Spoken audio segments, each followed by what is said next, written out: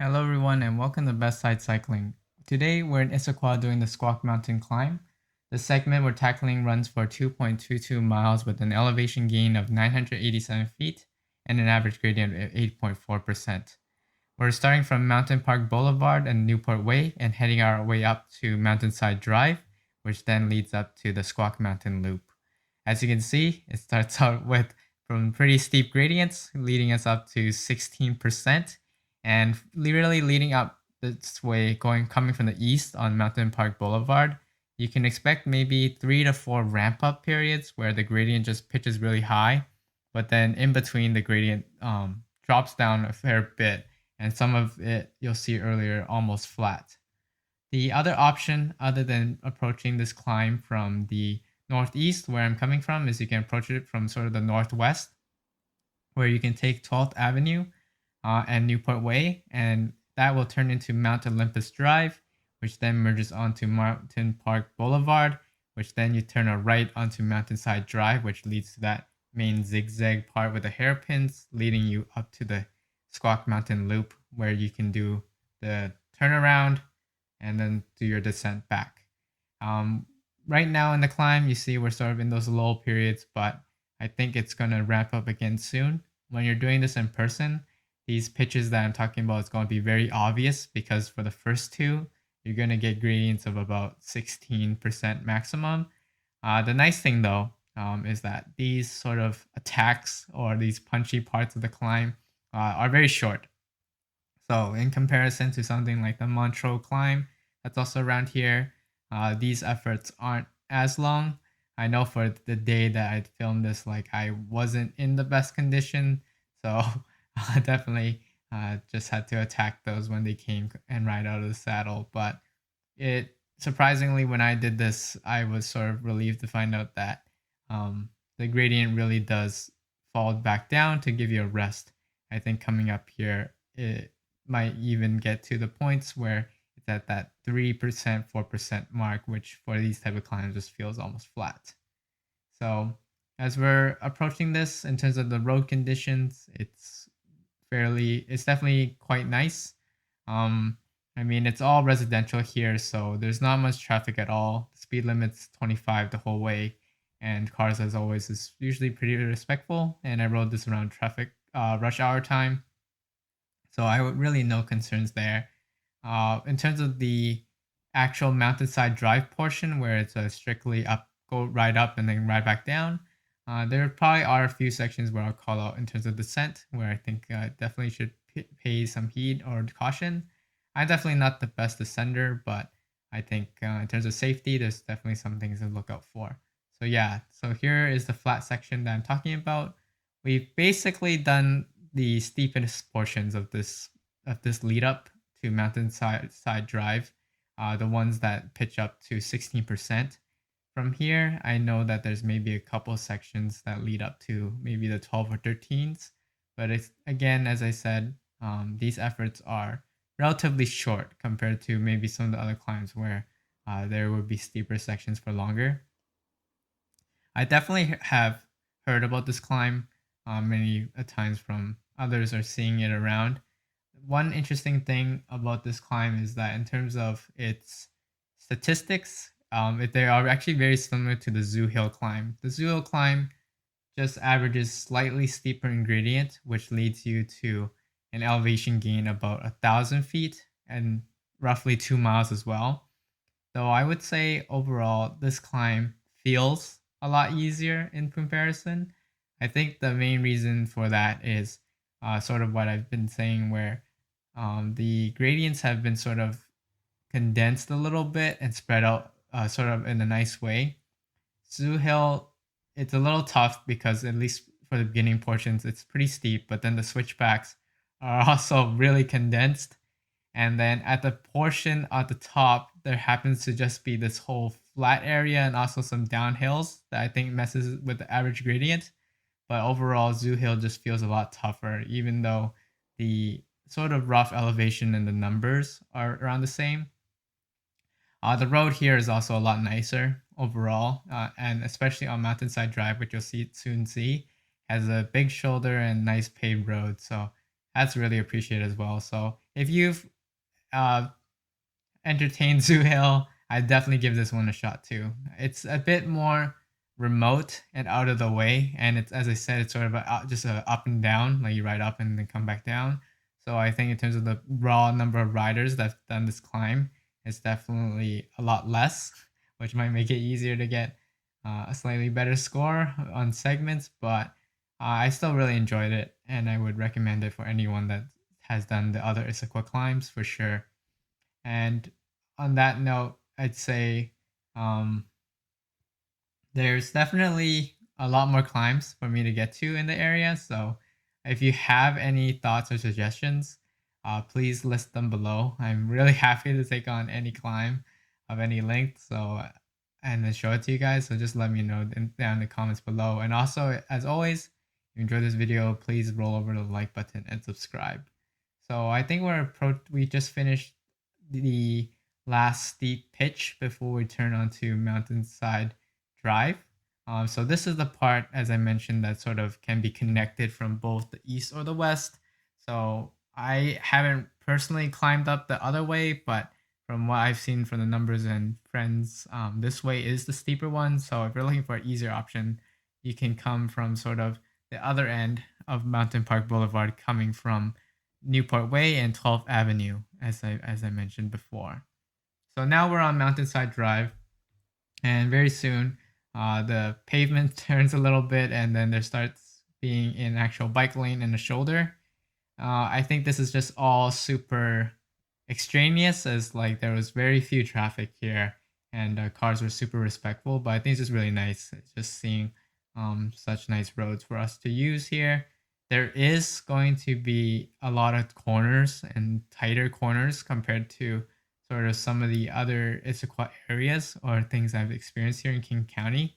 So in terms of descent, I definitely would watch out for a couple of these. There's a couple tight hairpins, as well as I think coming up here there actually is a stop sign coming up. So as you're descending right here, it's just on the far side of us here. There's coming down, there's actually a stop sign, so right here. So it's hard to, it might be easy to miss your first time. So as you're coming here, realize that like before the descent ends, there's actually a stop sign. And I know that usually cars might give us right away, but when you're going at those higher speeds, I know it can be a lot harder to control. So definitely watch out for that. Um, the hairpin, I would say the only hairpin that I think is really tight is the one that's probably coming up, and it's near a trail as well. So that might lead up to some additional traffic. But anyway, back to the gradients. I would say for this portion of the climb, we see here it sort of holds steady. It's definitely for this climb, since the whole average is 8.4. Naturally, it's going to go above 8.8% for most for good bits again. But there wasn't anything that was extremely steep from my experience and memory of riding this. It generally stays around the 6 to 10%, which I think is sort of reasonable for this. So it's sort of this nice winding road up the mountain. So I really like that portion of it, especially with the pavement being so nice. So yeah, so this is actually a trail here, I think, for the Squak Mountain hike, if you're interested in that. But this is also one of the tighter corners that we'll be doing. So I would watch out for that as you actually do your descent. There's a couple of them, so that's one of them though. And we're gonna continue going up this mountain, but as we're going along here, I'd say for in terms of how to pace your effort, definitely if you're doing the Mountain Park Boulevard way, really realize that all the steep stuff's at the bottom. So I think there's a lot of peace knowing that you've gone through those bursty bits, and then now it's just sort of holding steady. So I would definitely take that into account as you're sort of riding this. Also, as you continue up Mountainside Drive, there's actually two options after you get to the loop. You can either turn a left or turn a right. From my understanding, when you turn a left is the sort of more difficult route again. if you turn a right, you sort of the ascent sort of ends off right away, but you wouldn't be tackling the same segment that I'm doing, and you won't get the full elevation unless you ride the whole loop. But I think it's about the same. It's just maybe this is slightly steeper, so it's slightly shorter route. So, but as we go along here, yeah, there's a wide bike lane for everyone to use, and the gradient really just holds steady. So I think this is where, as I made that comparison before to Zoo Hill, it makes it a lot easier for you to just sort of spin or work your way through this climb without those really really tiring bits and steep bits. So we're holding steady here, and I think this is another one of those corners that I would watch out for. I'd say the road conditions actually are quite nice here. So with the well-paved roads and the wide shoulder, I think most people probably won't have an issue descending. I would just say, yeah, for me, this was sort of one of the first chances to really practice multiple corners and hairpins in a row. So in terms of that, I really appreciated this climb. So for those of you that are looking for cornering and descending practice, this could be the place to do it. Just yeah, pay heed to that stop sign close to the end, and also some of these turns are sort of tight. So definitely watch your speed there. But other than that, I mean, it's a really nice ride up here.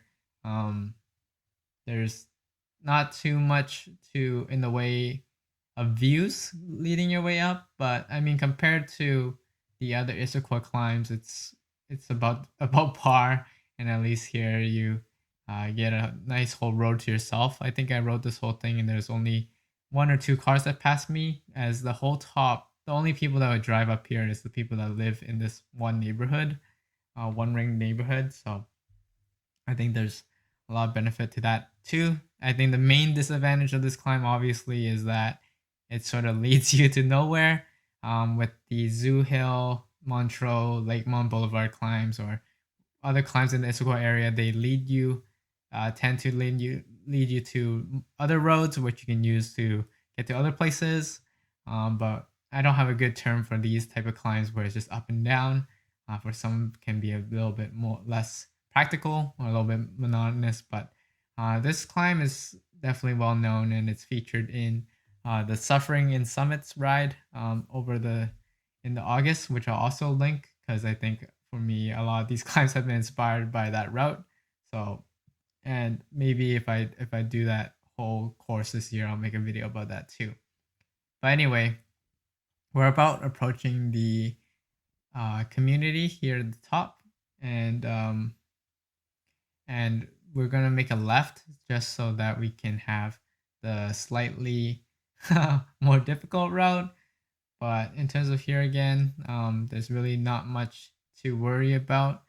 The gradient again also has been just steady the whole time, and actually here even loosens up a bit. I think it's just for this climb, the difficulty is shifted so much to the bottom where we got all those 16% that the top is just hovering around that 7% the whole way, even though this gradient is sort of rated at 8.4%. So we're just gonna trek along here, but yeah, make sure that you guys stay safe when you're descending. But let me know what you guys think about this climb after seeing it. Will you guys take it on yourself, or have you already done it before? And yeah, I'll leave you guys with that. And also, in terms of videos coming up, I'm hoping to capture a lot of the new upcoming developments for you guys. I know that the Green Lake sort of our area has gone through a lot of changes, and I definitely plan to make a video on that. I just didn't know when they were finished, but I think they are about done. There's also some new upgrades here in the east side with the Newport Way paving just about done with the new shared path walk, as well as some new bits of the East Rail coming up and some improvements in the 520 corridor. So it may not seem like it, but there's definitely a lot of changes happening here in King County, which I'm pretty excited for. And as always, I'll be making these climbing videos. I know I'm planning on attempting the sunrise, at least a sunrise ride soon. and I may be going to Vashon Island to do the Passport to Pain or the Mount Baker Hill Climb ride. But anyway, I know that was a lot of random things, but it's just to tell you guys sort of what's coming forward. And if you have, as always, this whole climb was actually a suggestion by one of your comments. So if you guys have any other ones, just let me know. And down we go. Thanks so much for watching.